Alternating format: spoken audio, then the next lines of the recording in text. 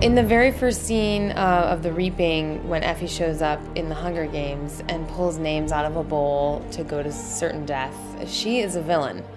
100% she is an agent of the Capitol. She believes in President Snow. And over the course mostly of Catching Fire, her eyes have been opened, and she understands now the injustice. It's very easy to oppress people that you don't know.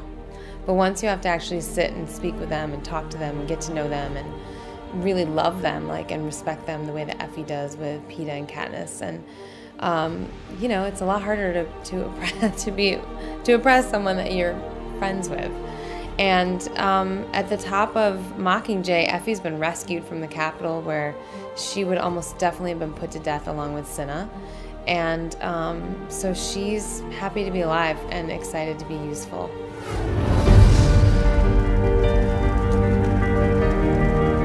Well, Effie, we're taking a little liberty with the Mockingjay novel. Effie has taken over the role of Fulvia. So Effie plays essentially Plutarch's right hand in figuring out how to create the face of the revolution, how to get Katniss to agree to be the Mockingjay. And she doesn't have a lot of confidants left in the world, and certainly not in District 13. So Effie actually provides a really great confidant for Katniss.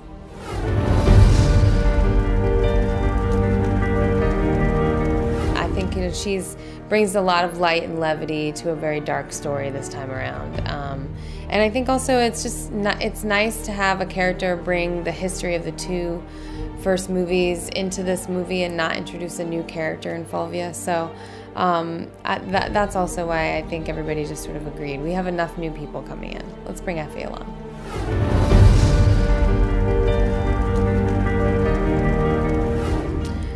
It's bordering on friendship. It's a little maternal from Effie's standpoint.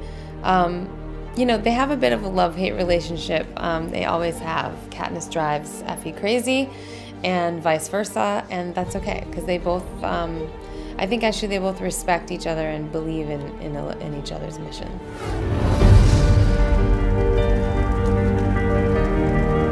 Well, definitely the humor is mostly me. I get a lot of leeway when it comes to what Effie says and does in these films. So I get to, I'm really always gratified when something that comes up in the moment ends up in the movie. There's a whole scene in this film in which I do a lot of improv, and, most of it's in the movie. And it's really, it's fun to see Effie come fully to life in that way.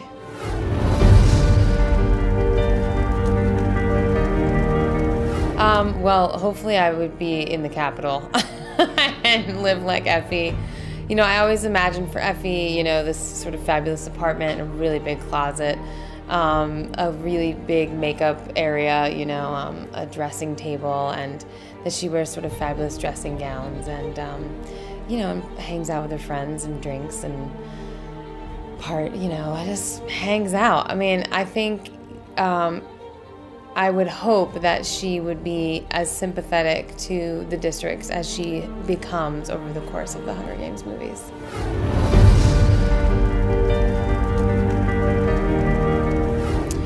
Well, I know, first of all, I love the idea that your voice can matter, that your actions can matter. I think it's really important for young people to feel that way about themselves.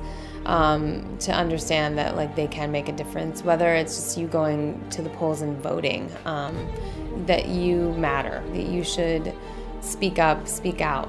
And then I think, we're really dealing with a story about the effects of violence on people and the psychological effects of it and on a society, and that's constantly sort of at war with itself. And just always the message, if you can find a peaceful solution, if you can find a way to be kinder, more sympathetic, that's the way we should be with each other.